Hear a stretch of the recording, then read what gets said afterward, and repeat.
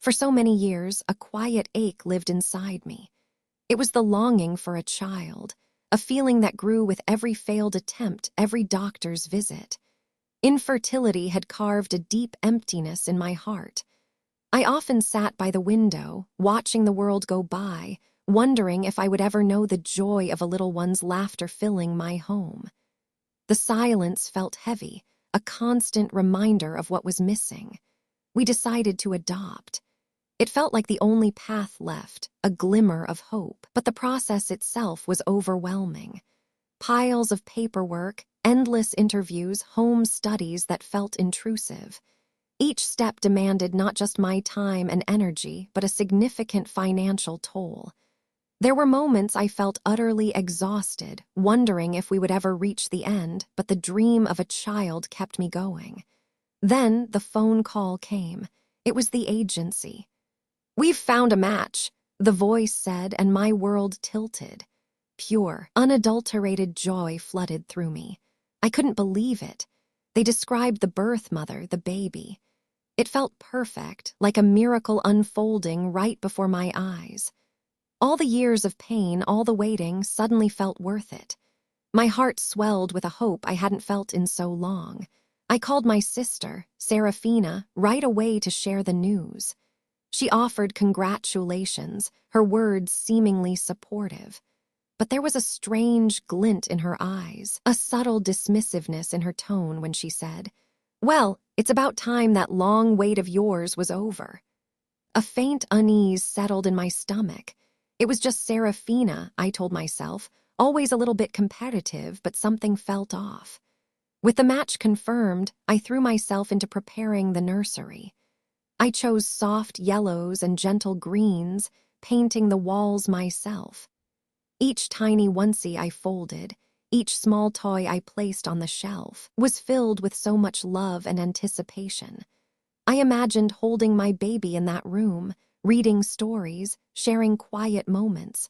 The dream was finally becoming a tangible reality, and I cherished every step. Serafina came over to see the nursery. She walked around, her arms crossed, her eyes scanning everything. "It's so much work, Alara. Are you really sure you're ready for all this?" she asked, a slight smirk on her face. "You're getting a bit ahead of yourself, aren't you?" Her words stung, but I pushed the feeling away. It was just her way, I reasoned, a bit of teasing. I tried to laugh it off. A few days later, I received a phone call from the agency. They mentioned a minor delay. Something about a last-minute administrative hurdle, nothing serious, they assured me. My heart dropped a little, a small tremor of fear. I tried to stay calm, telling myself these things happen. But a tiny seed of worry had been planted, a whisper of doubt in the back of my mind. Then, another call from the agency, and this time it was pure relief. Everything was back on track. The minor issue was resolved, and the final date for the handover was set. I felt an overwhelming wave of excitement wash over me. I shared the joyous news with my partner, and we embraced, tears of happiness in our eyes. Our dream was so close now, just days away from coming true. Serafina made an unexpected visit the next day. She seemed unusually interested in the specifics of the adoption. She asked about the agency's name, the exact legal steps, and the precise timing of when I would pick up the baby.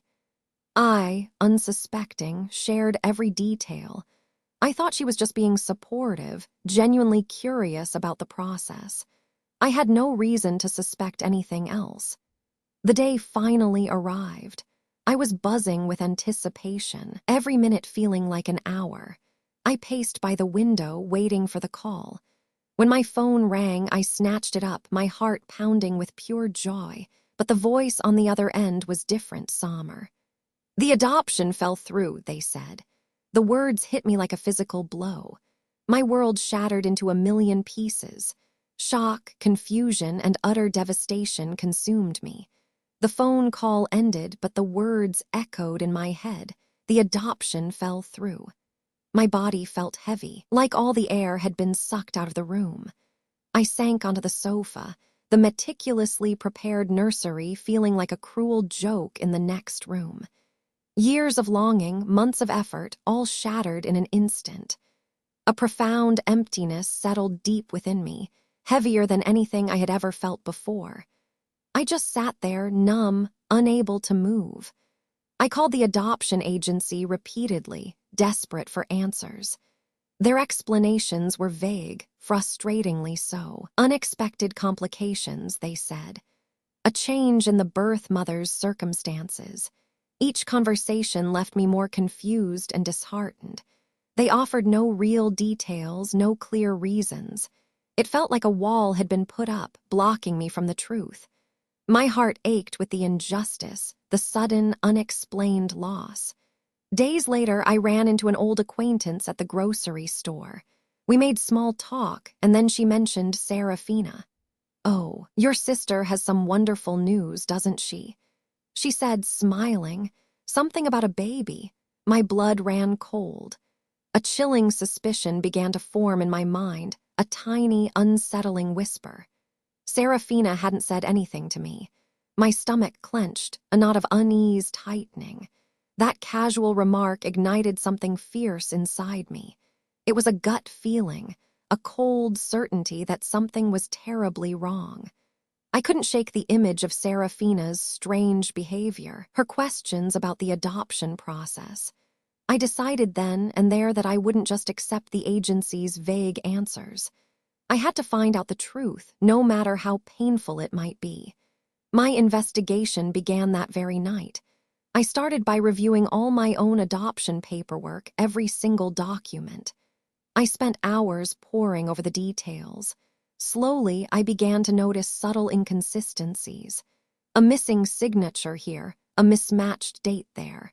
There were gaps, small omissions that hadn't seemed important before, but now screamed at me. It felt like pieces of a puzzle were missing, deliberately removed. My suspicion grew into a gnawing certainty. Then it happened. Digging deeper, following every faint lead, I found it. A digital record, a small error in a public database that linked names to adoption cases. Serafina's name, and then the birth mother's name. The same one. My world stopped. The air left my lungs. It was a horrifying, soul-crushing moment of discovery. My own sister. It felt like a physical blow, worse than any pain I had ever known. I drove to Serafina's house, my hands trembling on the steering wheel. I confronted her directly, my voice shaking with a mix of disbelief and fury.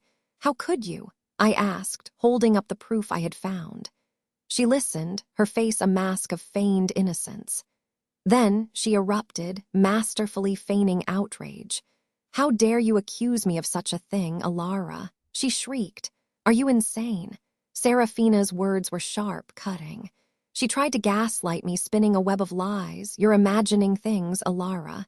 You're just upset about the adoption. You're emotionally unstable." She accused me of delusion, of being consumed by grief. Her voice was calm and persuasive, designed to make me doubt my own sanity. For a moment, a tiny seed of doubt did try to sprout, but the evidence was too clear. I stood there, reeling from her performance. My mind raced, trying to reconcile the sister I thought I knew with the monstrous betrayal I had uncovered. There was an ingrained loyalty to family, a lifetime of shared memories. But the undeniable, horrifying truth was staring me in the face. My own flesh and blood had done this to me. The weight of that realization was crushing, a tearing apart of my very soul. As I drove away from Serafina's house, a new, even more gut-wrenching realization hit me. The child, the baby I had prepared for, the one I had named and dreamed of holding, was now living in her house. My sister had stolen my future, my child, and was now raising them as her own. The thought was a physical pain, a sharp, twisting agony in my chest. I knew then that this was not just a betrayal, it was a war. The initial shock had given way to a cold, hard anger. I sat in the silent nursery, no longer feeling the crushing emptiness, but a fierce determination. This was not just about my pain anymore. It was about justice, about the profound wrong that had been done. I knew I couldn't just crumble. I had to fight. My heart, though still broken, began to beat with a new, unwavering purpose. My first step was to find help. I spent days researching, looking for lawyers who specialized in adoption fraud, who understood the complexities of family law. I needed someone who was not only smart but tenacious, someone who wouldn't be intimidated by Serafina's manipulations. It felt like searching for a needle in a haystack, but I refused to give up, driven by a desperate hope. I finally found Ms. Davies. She listened patiently as I recounted the entire story, from the first phone call to Serafina's gaslighting. Her expression was calm, but her eyes held a spark of fierce intelligence. She told me it would be an uphill battle, emotionally and legally, but she believed me. Her words were a lifeline, a glimmer of light in my dark world. Ms. Davies gave me a long list of things we needed. Every email, every text, every single piece of paperwork related to the adoption. I spent countless hours reliving the painful memories, going through my files, searching for any inconsistency, any detail that could prove Serafina's deceit. It was emotionally exhausting, but each discovery, no matter how small, fueled my resolve. The day we filed the official legal proceedings felt surreal. It was a formal declaration of war against my own sister. My stomach churned with anxiety, knowing this would shatter any remaining semblance of family peace. But there was no turning back. This was the only way to seek justice, to reclaim the future that had been stolen from me. The news spread like wildfire through our family. Some relatives called, their voices laced with disbelief and pity. "Are you sure, Alara?" They'd ask, implying I was unstable. Others openly accused me of jealousy, saying I was just bitter because the adoption fell through. Their words were like daggers, making me feel incredibly alone, but I held onto my truth. Serafina didn't just sit back. She started a calculated campaign to discredit me. She spread rumors that I was emotionally unstable, that my grief had made me delusional. She even contacted some of my old friends, trying to turn them against me. It was a cruel and relentless attack, designed to break me, to make me doubt my own sanity. I felt tired, so very tired. Just when I felt I couldn't take anymore, a breakthrough happened. A former employee from the adoption agency, haunted by what they knew, reached out. They had undeniable proof, a paper trail that explicitly linked Serafina to the manipulation. It was the concrete evidence we needed, a pivotal piece that confirmed every chilling suspicion I had held. The first court hearing was tense. I sat beside Ms. Davies, my heart pounding. Serafina was there, too, across the room, trying to maintain a facade of calm. As Ms. Davies presented the new evidence, I watched Serafina's carefully constructed composure begin to crumble. Her true, manipulative nature was being laid bare for everyone to see, a chilling sight. The court's acknowledgement was a painful validation. The judge confirmed that the child, the baby I had prepared for, was indeed living with Serafina. It made it real, legally undeniable. The fight was no longer just my private struggle. It was a public battle. My heart ached with the knowledge of what had been stolen, but a fierce resolve solidified within me. I was not giving up until I brought that child home. The anger I felt now had a new focus. It wasn't just about my pain, it was about strategy. I sat with Ms. Davies, poring over documents. My heart still ached, but my mind was sharp. We needed to show Serafina's actions were not just cruel, but calculated fraud. Every piece of paper, every timeline became a weapon. I felt a cold resolve settle over me. This was no longer just a legal fight, it was a war for truth. I spent long nights planning. My biggest fear was harming the child. This was not about revenge on an innocent baby. It was about exposing Serafina without causing more pain to the little one caught in her web. Every public step had to be carefully considered. I thought about how to tell the story, how to reveal the truth, without ever mentioning the child's name or showing their face. It was a delicate balance, a tightrope walk over fire. Then I began. Small, carefully worded posts appeared online. Not direct accusations, but hints, questions about adoption ethics, about legal loopholes. I spoke to close family friends, sharing my story not as gossip, but as a plea for understanding. The truth started to spread like ripples in a pond. My stomach tightened with each click, each phone call. I knew the storm was coming, but I had to start it. The whispers began to grow louder. I heard snippets of conversations, saw the way people looked at Serafina, her perfectly crafted image.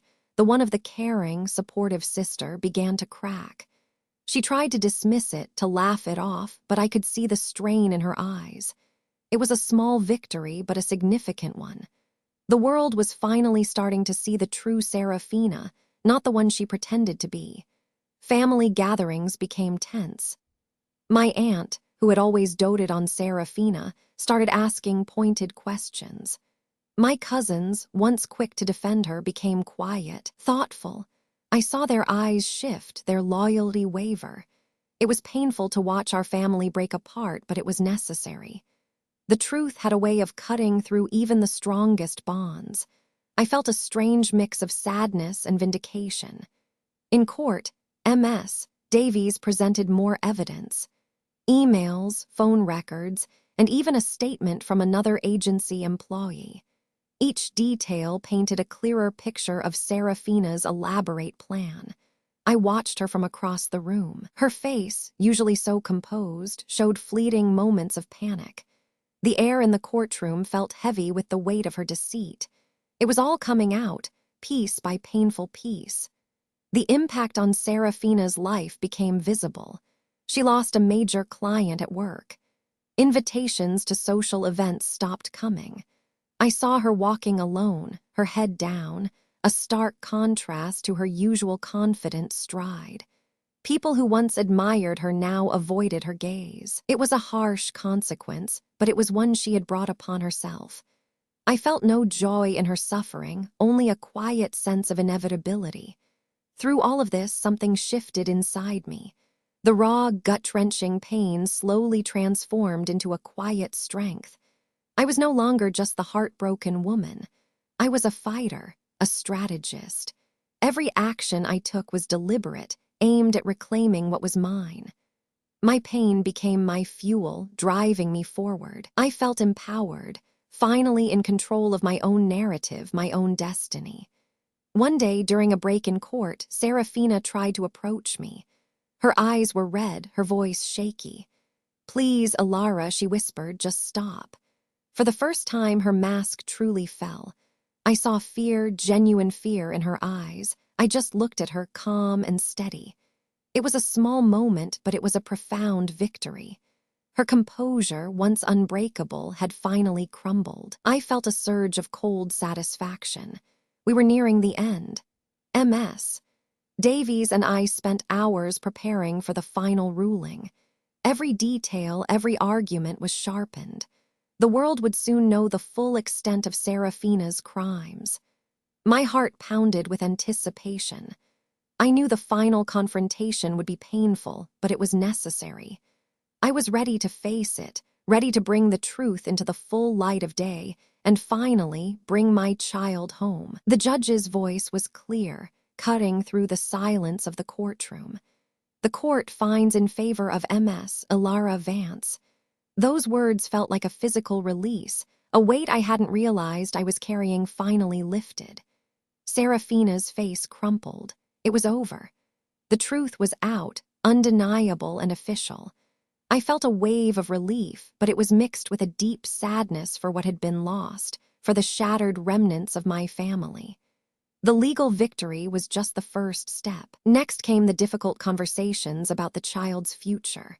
The court appointed specialists to ensure the child's well-being was the top priority. I listened intently, my heart aching with a complex mix of emotions.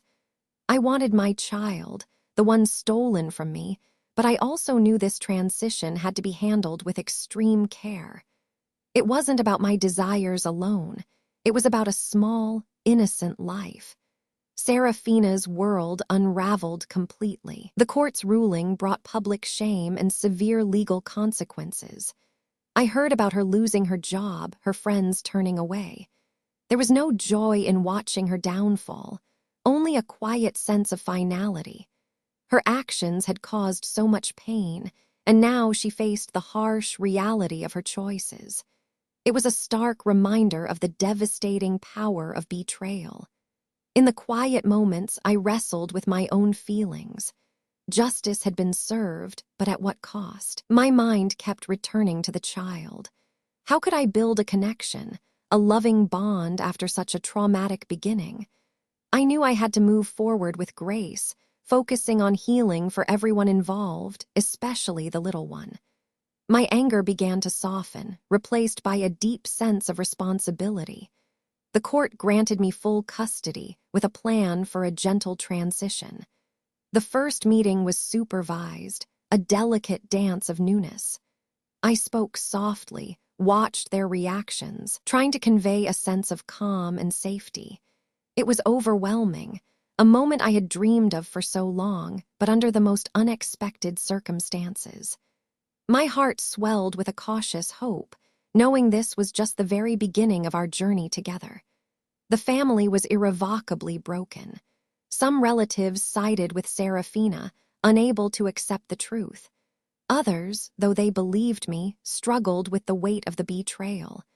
Gatherings became impossible, phone calls ceased. It was a profound loss, the tearing apart of a family fabric that had once felt so strong.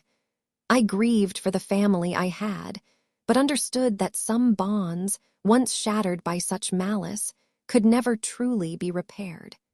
Healing was a long, winding road.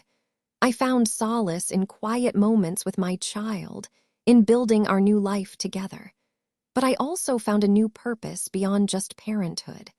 My experience had taught me so much about resilience, about fighting for what is right. I started to explore ways to help others, to turn my pain into a force for good. There was a strength in me I hadn't known existed. I often reflected on the journey. The betrayal had cut deep, but it had also shown me the incredible capacity for resilience within myself. I learned that family isn't just about blood, it's about trust, love, and unwavering support.